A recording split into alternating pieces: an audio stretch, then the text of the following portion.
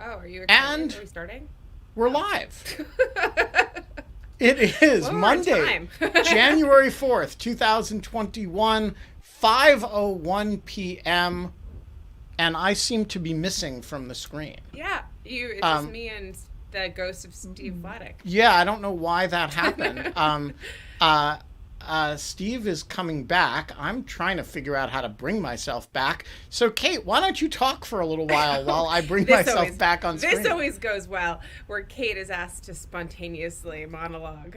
Oh, good, Steve, you're back, but you're muted, so that's great. No, we have Steve Vladeck with us today to talk about the craziness happening in Georgia, to talk about the calls that the president seems to be making to Georgia. And Steve now looks at least 3% smarter because he put on glasses. Well, this way I can Um, at least read the comments on the screen. oh, great. But it's so nice to see you again, Steve. I hope things Likewise. are. Yeah, I saw your Karen tweeted that you guys had a moment of quiet in the house today. Yeah, that's. You were apparently also gone. I don't know. I made the difficult trek, 2.6 miles to my office. So And Fancy. and how much of your day did you spend thinking about and internally raging about things related in some way to the state of Georgia? I spent quite a while. Yeah. Probably more than I should have. Hold on a second. I think something was weird with my mic. Stand by. Yeah, well, I'm only hearing you in one ear. Okay, Yeah, so same. let me. Can you hear? I thought for a second, like it feels. Oh, wait, we may have full Vladeck now. Am I in stereo now? Yes, Oh you're in yeah, stereo. that's, It's All right. that's like a lot better. It is It's brilliant. like surprisingly refreshing. So we are not allowed to have fun anymore, but we are allowed to have Steve Vladeck in stereo, and we are allowed to have spend almost the entirety of almost every day raging internally about things related to the state of Georgia. So let's start out with some discussion of the state of Georgia, which is, of course, founded as a prison colony. Where's James And Oglethorpe when we need him? yes, exactly. And I think we should remember right now that that the former prison colony of Georgia is represented by two people who, by any reasonable measure, could plausibly be inmates of a prison colony. Um, um, so maybe that will change tomorrow. Maybe it won't. But in any event, the president seems to be leaning on the Secretary of State in very explicit terms for to undo the results of the previous election. He wants to find 11,000 some odd votes, which prompted a witty friend of mine. I'm looking at you, Lisa Kaplan, to text me that she wanted me to find her 11,000 woolly mammoths, and I didn't get the joke. And then, of course, we have electoral votes being counted on Wednesday without any senators from Georgia, inmates or not. And we have a large group of Proud Boys showing up to maim and injure and beat up people in the name of the president, who supports the effort, apparently, on Wednesday as well. Is that a good summary of the situation, Kate and Steve? Or is there more that I should have forgotten or should have mentioned? I think you got it all, but Steve's bouncing in and out for a second. But now you're back. The only thing I think there's some question as to Senator Loeffler's status as of Wednesday, because she continues to hold her seat, I think, until the results are certified if she loses. Oh, I see. So I actually think it's a 51-48 Republican majority on Wednesday. So it's only David Perdue who's no longer in the Senate. pending Right, tomorrow. because Loeffler was filling a seat and hers was a special election, and the actual term doesn't end until 2022. Right. Oh, Okay. interesting. So we Weird. have 99 senators and On the wall. on the wall, and one of them is from Georgia. Um, all right. So let's start with the question that is on Tomas Ilves's mind, um, and that we discussed briefly yesterday. How clear is it whether the president committed a crime in calling up the Secretary of State of Georgia and saying the things he said?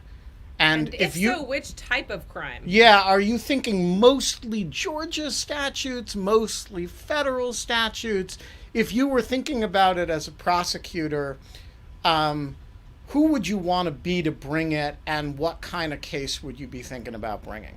So I think we should sort of, I mean, yes, did Trump almost certainly violate both federal law and Georgia law in the phone call? Sure. But, mobsters violate federal and state laws all the time when they make extortive threats over the phone. And prosecutors hate those cases because, the language is not always like so explicit, like it's not a slam dunk.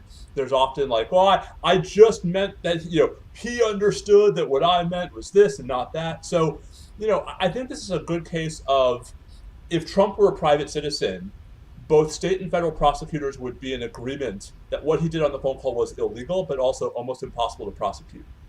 Right? But of course, if you were in a normal circumstance, right, where Raffensperger wouldn't have cause to release this publicly, he would call the FBI, and the FBI would wire him up and have him call Trump back and try to pin it, right? Like one of the things, the problems here is that, this is an obvious predicate for some kind of an extortion investigation.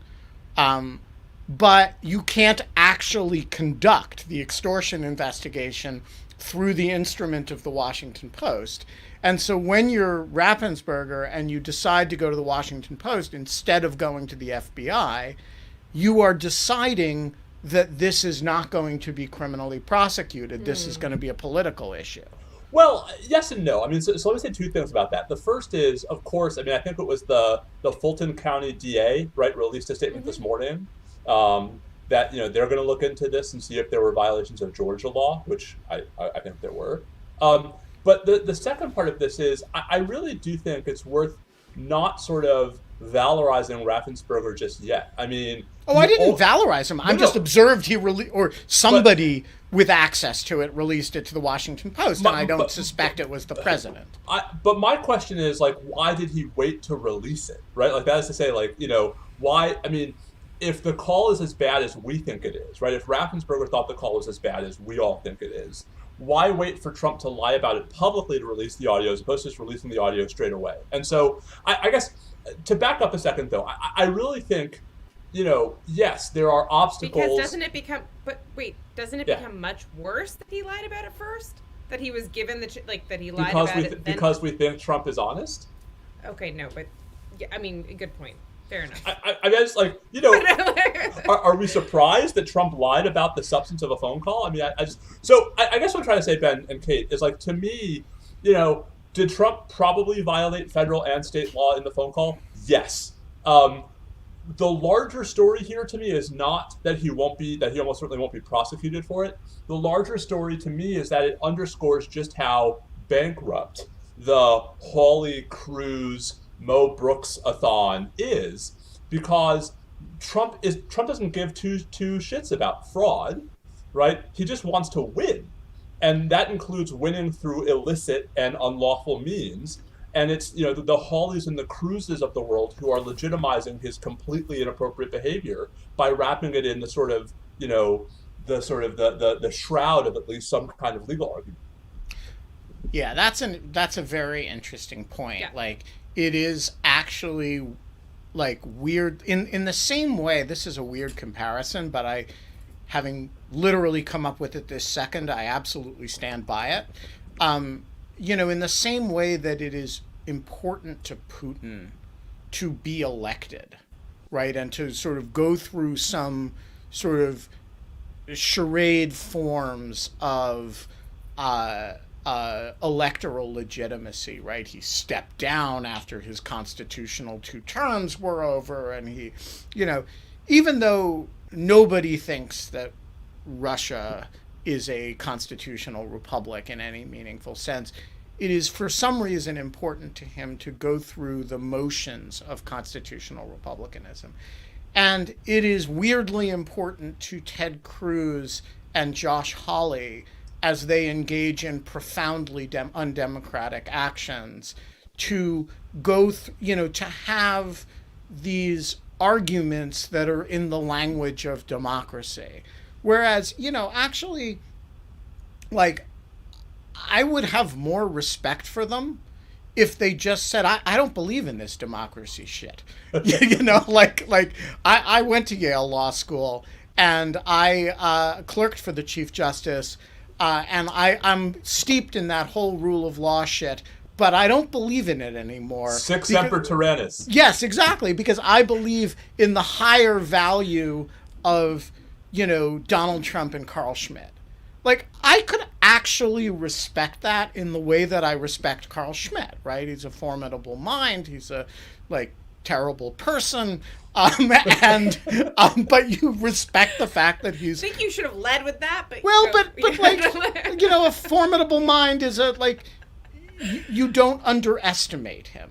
But there's something about the weak-kneed quality of the Ted Cruz trying to pretend that he's the one who really represents democracy and rule of law values, when in fact what he represents is sort of like shameless power grab on... It's not even clear to me what he represents except power.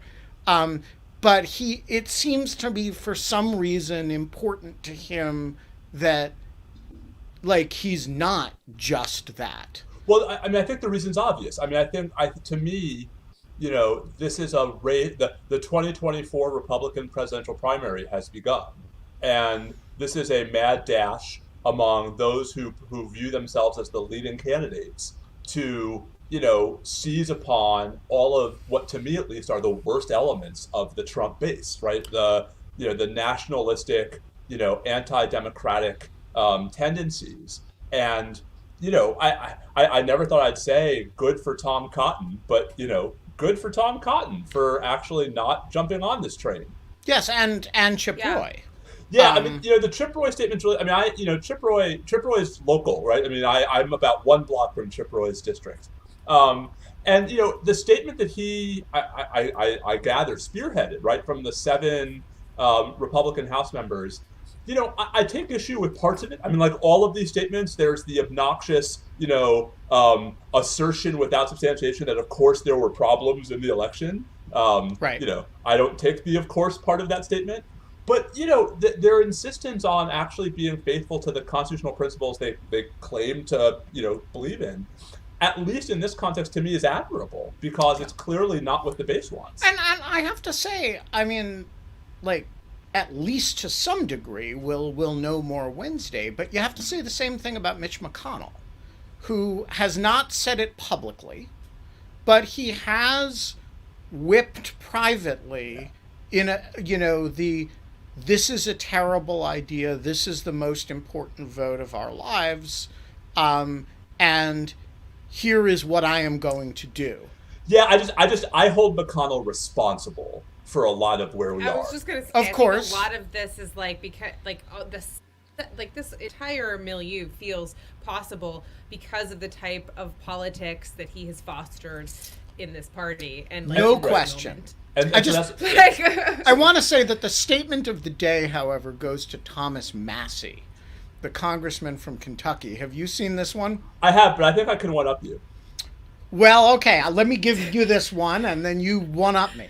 So Tom Massey said in a statement that from a partisan perspective, it was important to stand by the principle of counting electoral college votes, because Republicans have recently been incapable of winning the popular vote.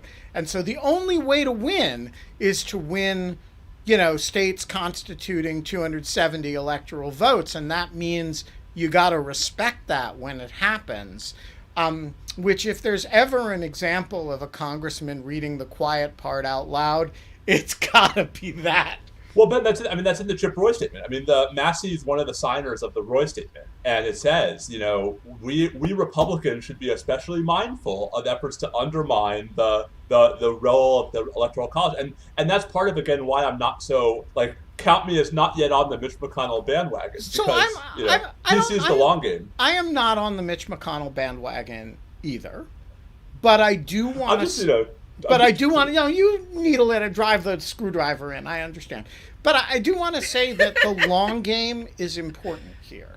Because the long game, playing the long game for Republicans as opposed to the short-term Trump game, is playing the game that there is a set of rules. And then we can argue about what the rules should be and what they are. But right now, it is a challenged idea that there is a set of rules at all. No. Listen. It is clear to me that there are now two Republican parties, at least in Congress, right? That there is that part of the Republican Party that believes that there are some fundamental legal principles that must be followed, even when you don't like them. And then there are, a dozen senators and perhaps as many as 125 or 130 representatives who think, the only thing that matters is winning, and.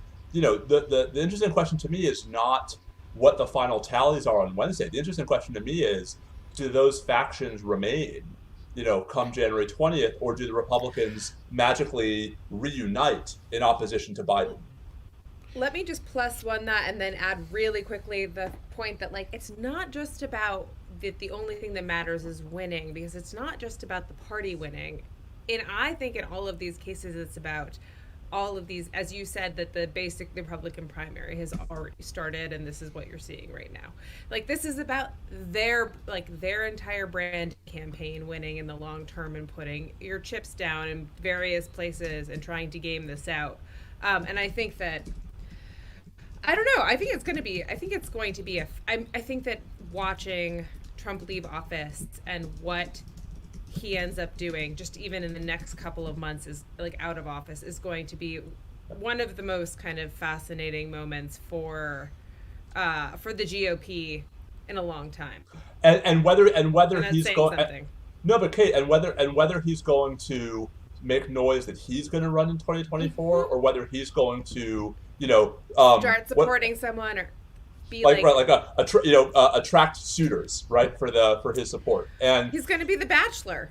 He's just going to sit there and be sit back. But he all has of this, tons of experience with this. But lest we lose sight of the larger point here, right? All of this drives home exactly how irresponsible what Cruz and Hawley are doing is, because all of this drives home that everyone understands that this is not going anywhere, right? That the 10 cases pending in the Supreme Court aren't going anywhere. That they're not going to get anywhere near the votes they need in the Senate or the House to sustain any of the objections, right? That Biden's going to be the president. And so all they're accomplishing by doing this is perhaps, developing their own brand for 2024 at the expense of norms of how we conduct our elections. And keeping it enough that they're just getting free airtime from Fox News and OAN and everything else. And frankly, a little bit, in my opinion, too much from mainstream media. We're just this is this kind of blah. Which brings us to the Proud Boys. They're and if that sounds like I'm linking them to the Proud Boys, that's intentional. Damn it, I'm linking them to the Proud Boys because they deserve to be linked to the Proud Boys. The Proud Boys are coming to Washington as are a bunch of other people, on Wednesday.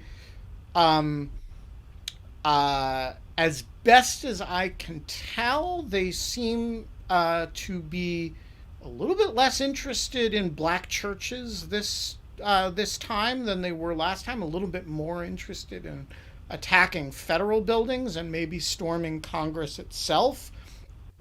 For those of you who live in D.C., I'm assuming that Proud Boys don't watch this, but if you ever decide to organize a significant event in DC, attacking Congress is like the worst idea you can have because they have a police force that is a measurable percentage of the size of the police force of the rest of the city combined.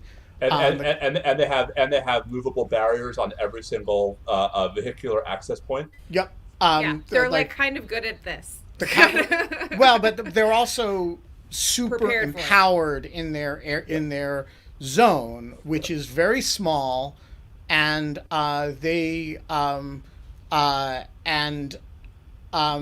and so if you're, and by the way, attacking the Barrett Prettyman courthouse in the district or the FBI building is nothing like attacking a federal court in Oregon. And so my question to you, Steve, is, do you think these are morons who don't understand, like, that distributed targets like black churches are way harder to defend than centralized major government installations? Or, I mean, are they just not getting what they're up against here? Picking a fight with federal power is a real, like, didn't work too well in 1860, and it won't work too well now. Or is there something else going on here?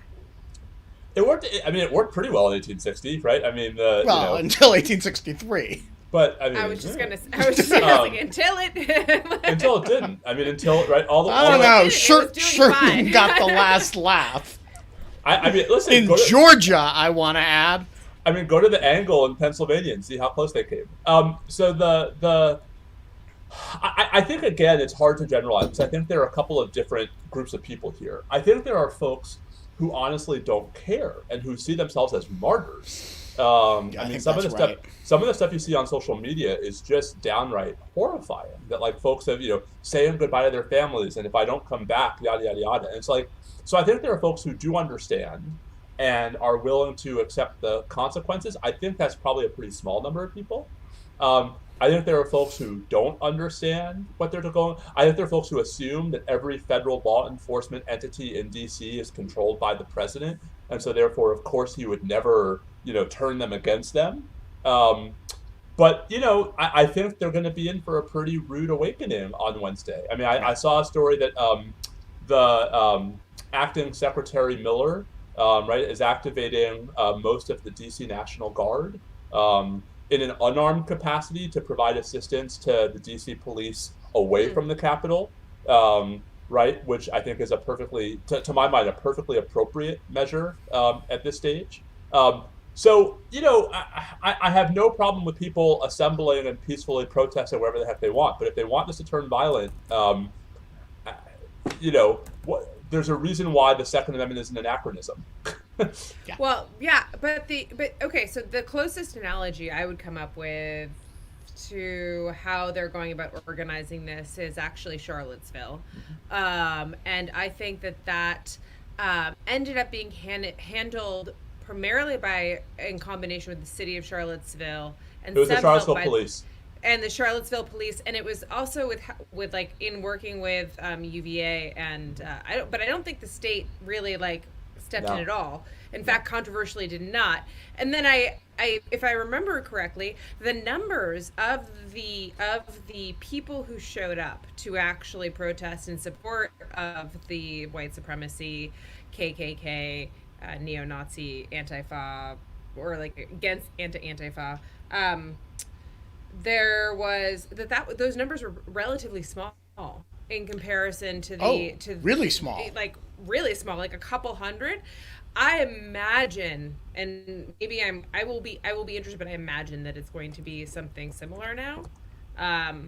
But they were handled pretty. I mean, they were very.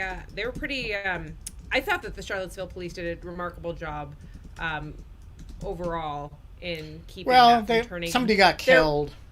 There was the one event, and I'm not trying to diminish that. There were a lot of people there, and there was a lot of There are a lot of people there and a lot of tensions running high, and I think that it could have been much worse. Again, I think there are two different conversations here, though. One is anything actually going to happen at the Capitol, right? Right. And there, I think the answer is an unequivocal no. Right, that the Capitol Police are going to have no trouble, right, defending what is already one of the most fortifiable buildings in the entire country, if not the entire world. Is there going to be violence elsewhere in DC, right? And I think that's my larger fear, is that violence that has no impact on Congress's joint session, right? Violence that is sort of no, never mind to the folks sitting in the House chamber, right? But violence that is still very serious for the people who live in DC. No, that's they get all, I agree that I agree that that's much harder to control. So the thing that makes the idea of attacking the Capitol or storming the Capitol so crazy, the Capitol is a small target. It's it's several thousand square feet, but not more than that, right?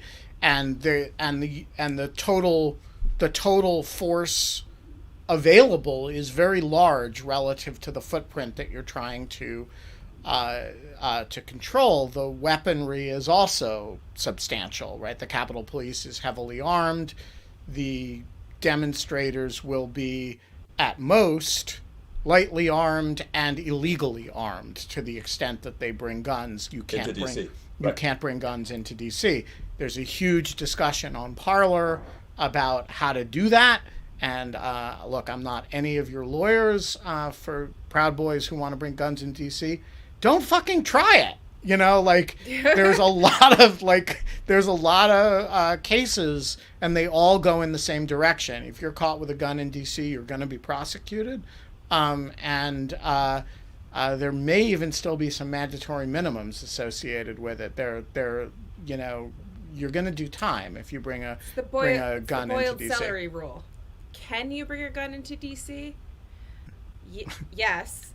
Should you bring a gun into DC? No. Just like can you boil celery? Yes. Should you ever boil celery? No. That's a really strange analogy, but I'll buy it. So, but here's the problem. The problem is that once you go about 5 blocks from the Capitol, you are in a residential neighborhood in about 4 different directions. I used to live in one of them. And those residential neighborhoods are mixed race. They are a lot of people who are, whatever their backgrounds.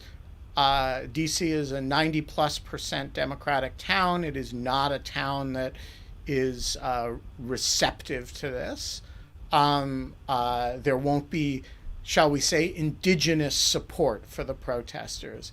And every time the Proud Boys have shown up in DC, it has gotten a little bit more violent. The last time in November, there were some scuffles, there was some bad stuff. In December, there were 3 stabbings, 4 stabbings. There was an attack on a black church, which frankly, I'm mystified given that it was filmed, the whole thing was filmed, why there haven't been arrests and prosecutions under. Although there was a civil suit filed today. Today, yeah, but or very recently. But I don't understand why MPD and the U.S. Attorney's Office in D.C. haven't been all over that. It's clearly a hate crime within the meaning of the federal statute, and I mean, and by the way, the person who did it was kind of boasting about it, and so. I don't really understand, you can be deflected by the Capitol Police relatively quickly and then turn to rampaging through local populations in a fashion that can get a lot of people hurt and killed. And I'm really worried about it just as I don't live in the immediate area, but, it's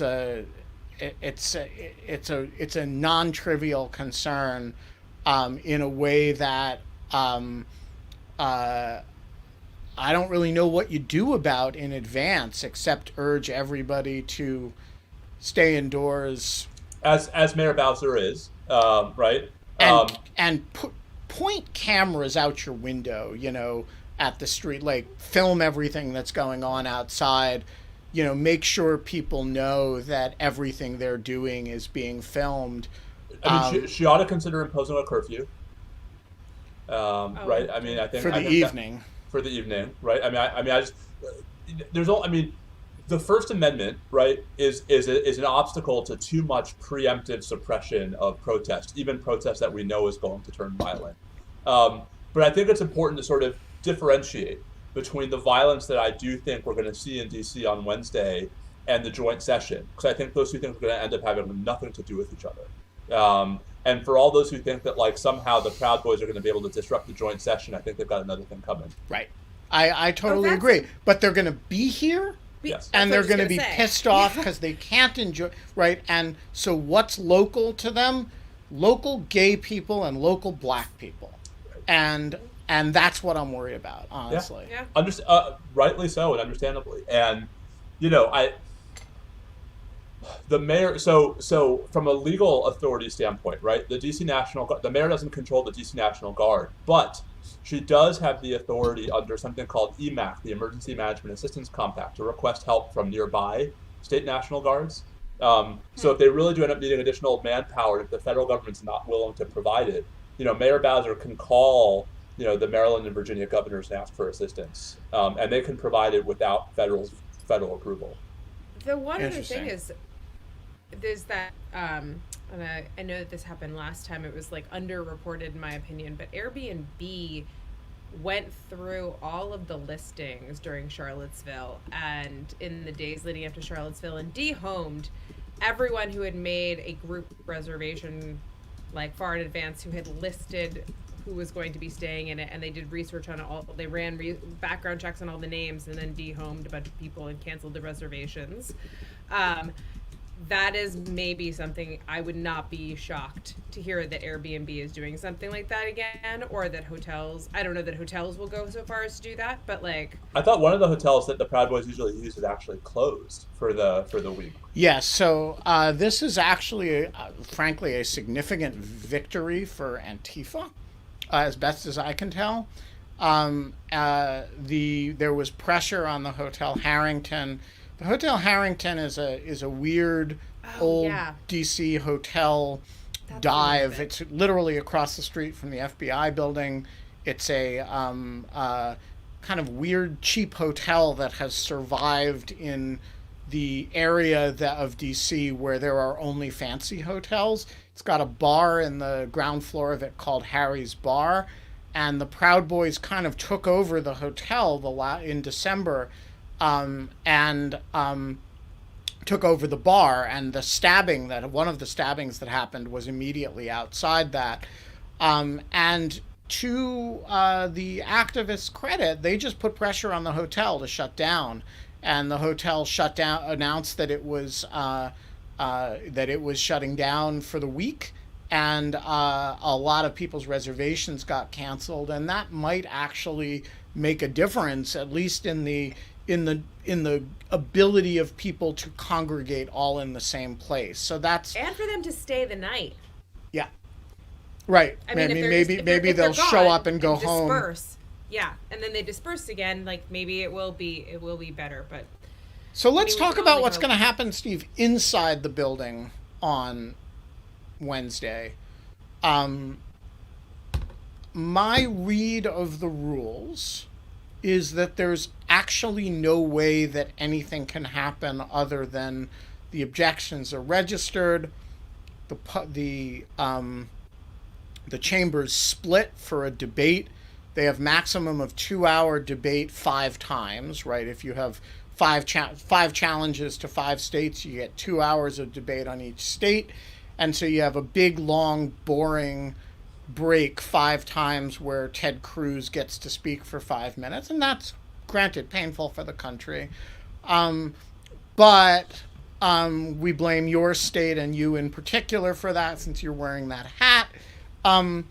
Is there anything more that could actually happen on Wednesday?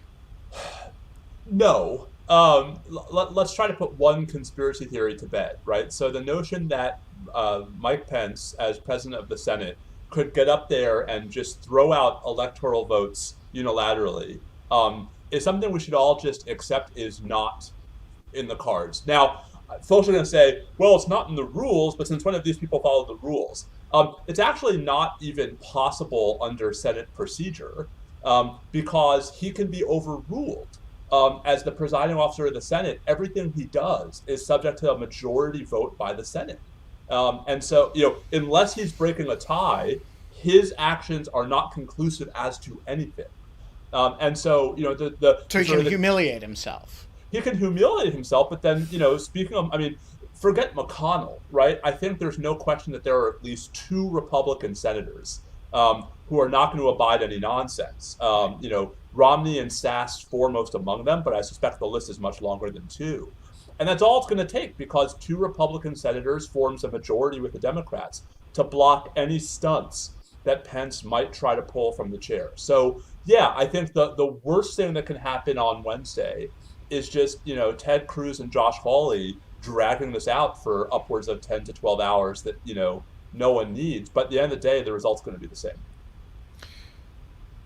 Next question. Joe Biden. Well, before we get to the Joe Biden question, let's deal with before we have Wednesday, we're going to have Tuesday.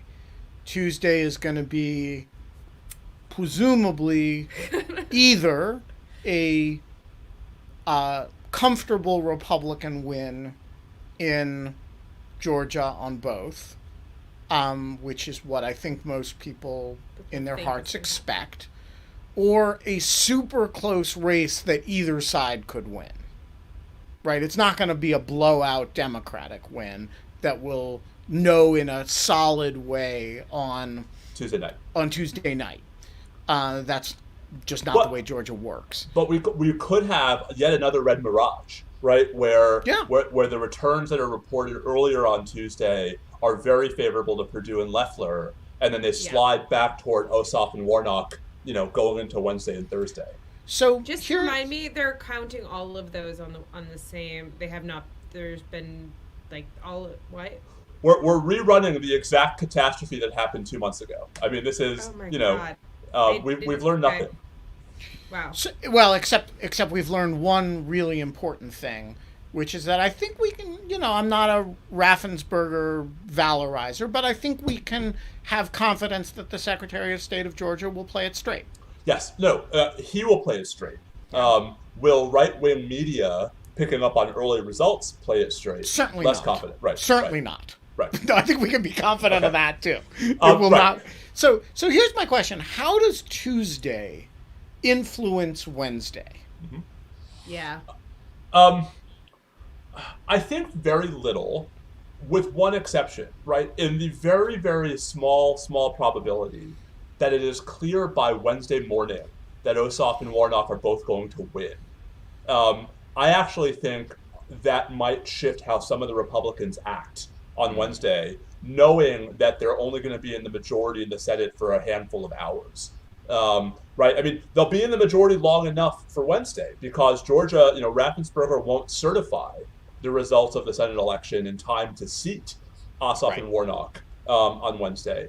But, if it's clear enough by Wednesday morning that Republicans are looking at losing a majority in the Senate, that might influence some of their behavior. Otherwise, I don't see it having much of an influence at all. I was going to say it was the opposite. I was going to say that if the Republicans actually win, I would not that it would influence the behavior of Congress, but I think that it'll influence the behavior of actually the Proud Boys. I think that the one will feed the other. I think that there's going to be that those two events will possibly. If it's really close, I could see it becoming more agitated, feeling more of a need to protest. No? You don't think they'll that those events that the right wing media will kind of stir those events together? I guess the Red Mirage narrative is the one that I'm a bit worried about, Kate, in that context, where they'll say, "Here we go again," right? Here come the Democrats stealing another election. Yeah, no, that's kind of what I'm saying. It's like, but okay, so I see what you're saying. But my opposite was just that I even think that if like, I could just see a bunch of people getting liquored up and doing stupid stuff. Oh, I don't doubt. I don't doubt that Tuesday going badly for the Republicans or going well, might empower the Proud Boys. No. So, Yes. so my concern is a hybrid of the two, that Tuesday going red mirage, like, so they feel like it went well and then it's slipping away as Something they were what entitled they to. would call the voter fraud happens and what normal people would call the votes are counted. That this actually influences the sense of desperation and panic in both the Senate and the House more particularly, and exacerbates. I agree that situation is inherently controlled by the rules. But on the streets, it's not controlled by the rules. On the streets, it's, people feel like something's being taken away from them, and then they've got somebody in front of them, and they've got a knife. Listen, I don't dispute for a second that there could be a correlation between the results in Georgia and the violence in D.C. I just think, I think we just have to. I don't know what we do about that, right? I think the relevant point is I don't know that there are going to be senators who, as of today, are saying, like, Mike Lee and Tom Cotton are not going to change their minds, even if it's clear by Wednesday morning that they're going to be in the minority in 10 days, right? Yes. And so I think, I don't think it changes anything other than how this is all perceived, which of course is not for nothing. But, the other piece of this is, insofar as there is an old guard left in the Senate Republican caucus, if they don't have control of the Senate, what are they, what's going to be the identity of the Republican Party if it has control of nothing in the political branches? And I think, this, I don't mean to sort of beat a dead horse, but this goes back to where we were about 20 minutes ago, which is I'm again fascinated by the question of what seems to be an impending civil war, right, between the sort of rule of law faction of the Republican Party and the Trumpist faction, which I think, a double loss in Georgia would only exacerbate, because there is going to be so much finger pointing, and there's going to be so much of an effort to blame Trump and the conspiracy theorists, right, for dragging down Perdue and Loeffler. A separate on that thesis, like the idea that you just said of like what is the GOP's like identity going to be if it doesn't have control of one of the political branches? And I just all of a sudden I was like, but the Supreme Court, and then of course it's like you didn't mean the Supreme Court, it's not a political branch, but then you could go so far as to argue that like 25, 30 years ago, they made the decision to try to put their eggs into that basket and calculated it very, very well and have managed to politicize to some degree, and we'll have that for a long time. But I mean, Kate, this is why I think Georgia is so important, right? Because, take Stephen Breyer, right? Justice Breyer is in his 80s, right? If the Democrats somehow sweep the Georgia Senate races, he's retiring by the end of this term. Right? He'd love and to. Yeah. And if they don't, he isn't. And multiply that by 70, right? And you've got Democratic circuit judges appointed by, Bill Clinton or Barack Obama, who are now eligible to take senior status. So, I just think there's so much is going to turn on what happens in Georgia politically that it's going to be enormously impactful. It's just not in a way that I think we're going to realize in the joint session on Wednesday. Yeah. I agree with that completely, including, Completely agree with that. I think, whether Merrick Garland is going to be Attorney General or not. There's no other explanation for why the Biden administration has not announced an Attorney General than that they're waiting to see what happened in Georgia, where Garland is the nominee if the Republicans control the Senate. Because Mitch McConnell cannot say no to Merrick Garland twice. Oh, I think the opposite. No, I think they don't want to open a DC Circuit vacancy, even for somebody who's likely to take senior status in these 4 years, unless they know they control the floor. Yeah. Okay. Fine. Okay. Interesting. I've heard both theories. All right. I've heard both theories. It's clear that they're waiting to see what happens. And so it's clear that Garland is only the nominee if one of those contingencies is true. Right. Whether it's the Garland is the safe choice, or whether it's we're only giving up Garland's seat if we know we can fill it. I actually think it's even subtler than that. I think it is, if McConnell is in control of the Senate, then Biden says to Mitch McConnell, I will give you Merrick Garland as a G, which is attractive to Mitch McConnell. If you don't give exactly. That's really interesting. That is kind of beltway. And it's more stressful. But let's be clear. The D.C. Circuit has 11 seats, right? And it's currently, I think, 7 Democratic appointees and 4 Republican appointees. But at least one of the Democrats is a moderate. And one of the Republicans is insane. I mean,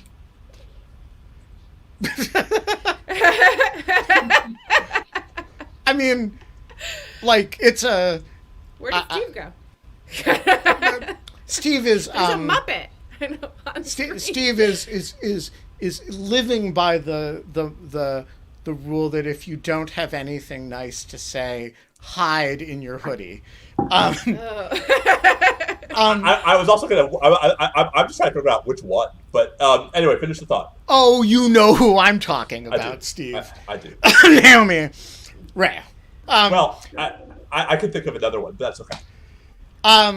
Josh Jacobson, the floor is yours. Hello, am I unmuted? Cool. No, you're not. So I saw earlier today that the U.S. Attorney for Northern District of Georgia resigned abruptly, and he was planning on sticking out until at least inauguration. What do you make of that? Do you think there's more going behind the scenes at DOJ that caused him to resign? This story is news to me, so I'm going to recuse myself from it. I saw the story, and I just have no idea what to make of it. There is surely something going on here. Yeah. But we should be clear that there are a couple of possible somethings, right? That one of the somethings is that he was asked to do something by the president or the attorney general that he refused to do. One of the somethings is just that, like, there's some personal thing that happened that's forcing him out. One of the things is some kind of intractable conflict with state officials. I mean, yes, this is, I have no idea what this is about, but we certainly, it as just like the ouster of Jeff Berman, right, as the federal prosecutor in Manhattan. I'll be interested to hear what he has to say publicly. Yeah, so there's a couple important wrinkles here without knowing any of the details. You can just say offhand. One is the legal community in a state like Georgia is relatively small. It's a relatively small, particularly at the level of people who would be U.S. attorneys or secretaries of state, say, or general counsels of secretaries of state. And so if you have a sequence of events like the general counsel to the Secretary of State is on the phone with the President of the United States, somebody's recording that call, it leaks, there are immediate questions of federal law raised, and then the U.S. attorney resigns. I think there is a presumption that those are not unconnected events, that it's surely rebuttable. I mean, maybe his grandmother has cancer or something, but I think those are connected events until you have reason to believe they're not. Can I go back to the AG comma for a second, though? Yeah, sure. I want to tie together a thread that I'm not sure we tied together. So, why does everyone think Merrick Garland's on the short list? Because he recused himself from 3 cases involving the federal government the other day? Not just 3. He's been quietly recusing himself from a whole bunch of cases over the last month. And the only interesting. Yes. We just heard about this, like those last 3, but yeah. No, there have been a bunch of others, but they were sort of few and far enough between that they hadn't become a clear pattern yet. So Garland's been recusing a lot, which would only make sense if he were too ill to participate in these decisions, which there's no information to suggest he is, or if he's trying to avoid some potential conflict down the road, which could only arise if he were appointed to a different position. That said, he hasn't been named, which leads everyone to think that there is some competition between him and maybe Sally Yates and maybe Doug Jones, the former senator of Alabama. right? And that what happens in Georgia tomorrow will have a lot to say about how the Biden administration approaches. It's worth stressing that, like, there's also the question of who's going to be the deputy attorney general, which is much more of the criminal-facing job in the Justice Department, right? Who's going to run the Civil Rights Division? Who's going to be the Solicitor General? And so there's a whole lot of dominoes that one way or the other, whatever happens in the Georgia Senate runoffs, that the sort of Biden transition is waiting on to fall based upon the results. Yeah, I think that's the other reason I think you can be really confident that Merrick Garland is not sick or anything like that is that he has a very large network of clerks who are extremely passionate about Merrick Garland, and that network of people is not in touch with the journalists in question. And if there were an explanation for this other than that he is under serious consideration for AG, the press would know it.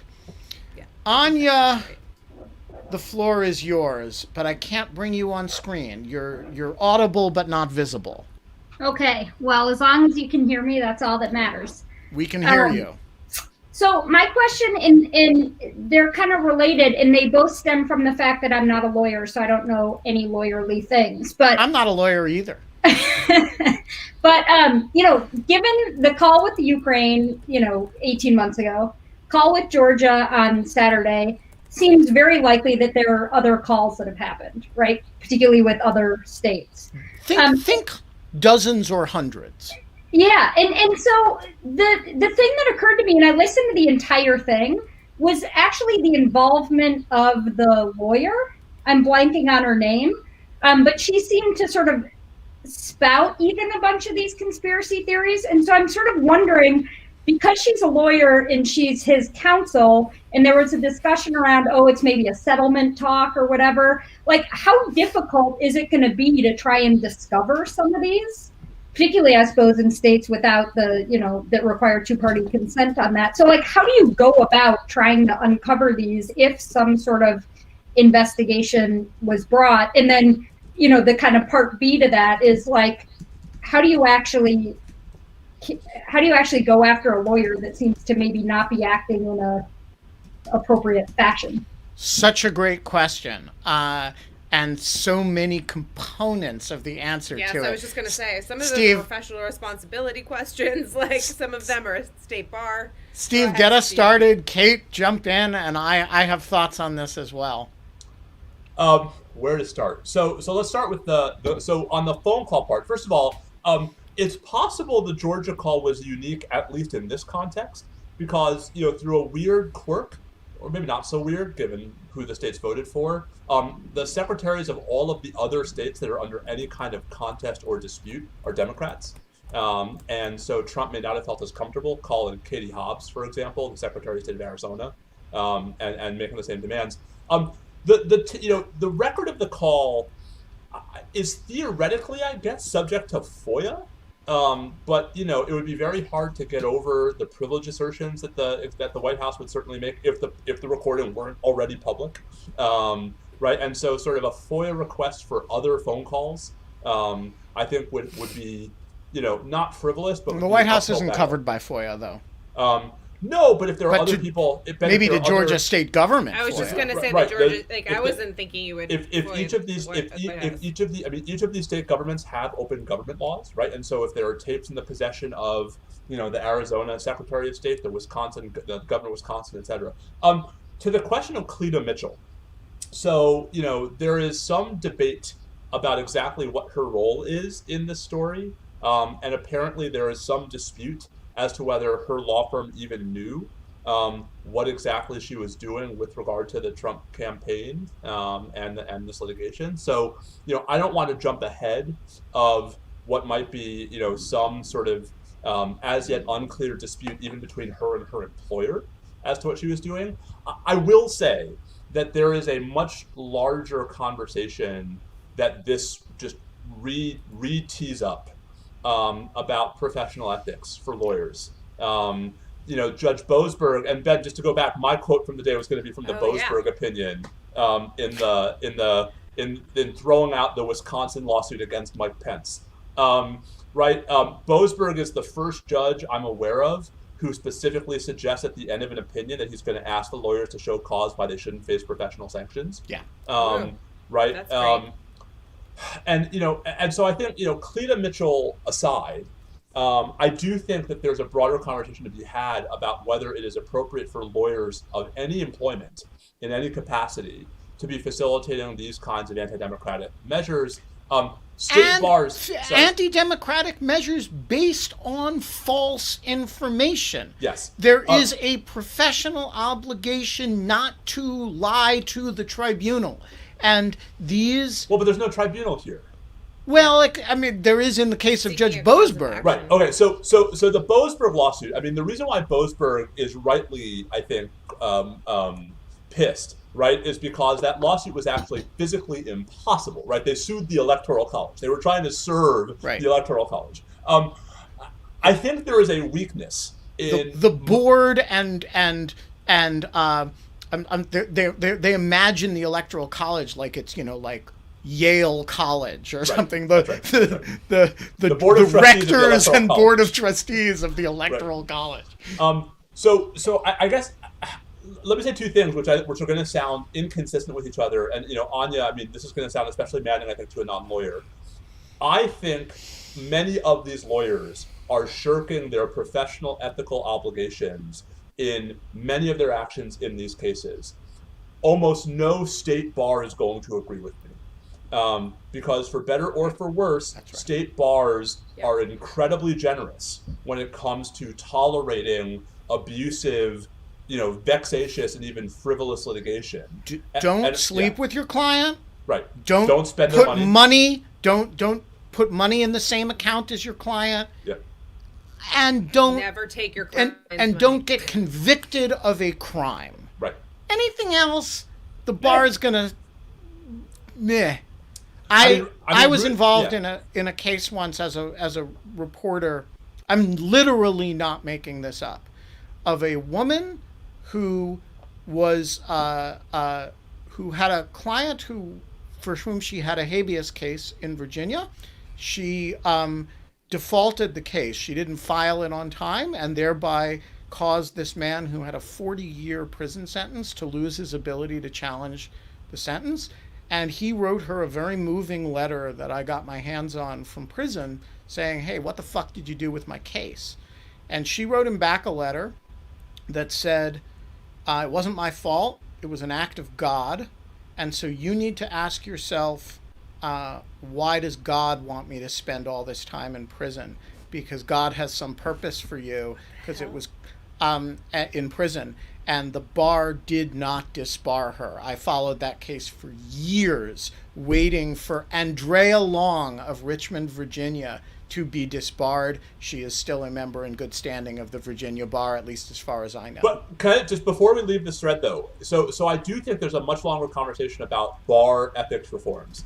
But before we leave this thread, pretty regularly, actually. It's and I wish state bars had the same kind of attention that you guys are paying to it. There's one lawyer who I think may not escape severe professional sanction for his behavior in the last couple of months, and that's Lieu. Yes. He did call on the Chief Justice to be shot. There are various things that Lieu has done, both under what he called plenty of perjury, although he meant penalty of perjury, right, in a perfect Freudian slip, and on his Twitter account. And I just think that, Lieu is an obvious case and should be made an example of, but we ought not lose sight of the extent to which, there are lots of other lawyers who are acting in ways that are unbecoming of the profession. Yep, I think that. Your thoughts, Kate? Nope. I think that Steve covered it perfectly. I was going to say the same thing about State Bar. I just want to answer briefly the question of criminal law. Look, a lawyer is ethically required to defend and counsel as to past act. And if a lawyer engages in the ongoing commission of future crimes, planning of future crimes, to answer your specific question, a conspiracy is an agreement to commit a crime. So if a lawyer participates in some kind of an agreement to commit a crime, he or she is as prosecutable as anybody else for that. And there is a reticence at the Justice Department, for reasons related to its relationship with the larger bar, to go after lawyers aggressively. And I say, go after lawyers aggressively. It's a complicated subject, but they err on the side of giving lawyers a pass. Alice Lee, you are also audible but not visible. Okay, so I just wanted to do a positive moment to be very grateful that Georgia has paper ballots, even though, like someone said, they're kind of messed up how they did the, cool. It's kind of messed up that it's based on the QR code, not what the ballot looks like, but regardless, thank goodness we have those paper ballots. So anyway, positive note. And then my other question was, why do you think that there's going to be violence on the day of the count and not the day of the inauguration? Because I feel like the real dead enders, are going to think martial law will be declared in the left, between those times or something. Your thoughts? First I agree, yay hand ballots. I think one of the most ridiculous things of all of this is that, everyone keeps saying there's problems in Georgia when they've literally audited the ballots 3 times. Chris Krebs knows of what he speaks. I guess I would never dismiss the possibility that there will also be violence on Inauguration Day. I just think that, to whatever extent the president's supporters have continued to move the goalposts about what the big event was, they've drawn the line in the sand on as Wednesday has become the line in the sand. I think they, for better or for worse, they all understand that Wednesday is the last best chance to somehow stop Biden from becoming the president, and that after the Congress certifies the results, from there it's a fait accompli. And at least the second part of that's right. Once Congress certifies the results, nothing can happen, right, to prevent Biden, as long as he's still with us, right. The larger point is that I think in that mindset, right, the thing to disrupt is the count, and not the inauguration, because the inauguration is a formality.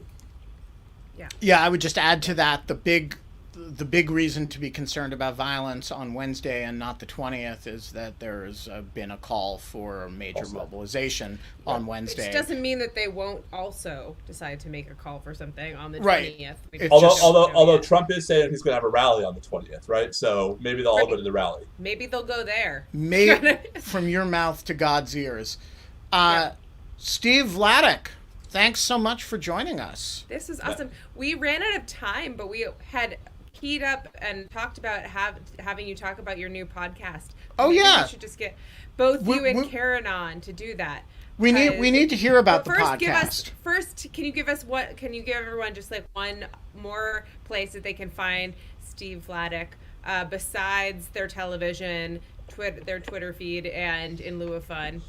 Against our better judgment, or at least against my better judgment, my wife Karen and I have started a new podcast called In Loco Parents, which is about the challenges of being parents and lawyers, in that order. So we're up to I guess we're going to drop episode 4 this week.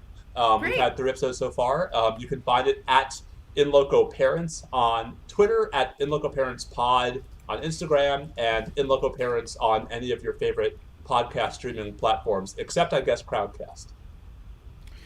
You should definitely do it on Crowdcast Live and take audience questions. I'm sure the In Lieu of Fun audience would join. But here's my question about the podcast.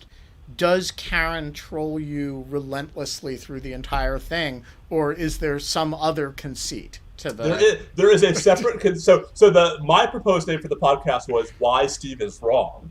Right? And this week on Why Steve is Wrong. But in Karen's defense, she, as much as she enjoys trolling me, she did not want the podcast to just be about trolling me. It's like... So it's also trolling your children. Exactly. I think you should invite Bobby on the podcast so that he and Karen can Could kind just of gang up on tag me. team. Yeah, Seriously. exactly. All Just right. what I need. We will be back tomorrow, 22 hours and 55 minutes from now. You guys demanded that David Plotz come back. He is coming back tomorrow. I went for a long walk with him yesterday, and I said, so when are you coming back on In Lieu of Fun? And he said, when are you inviting me? And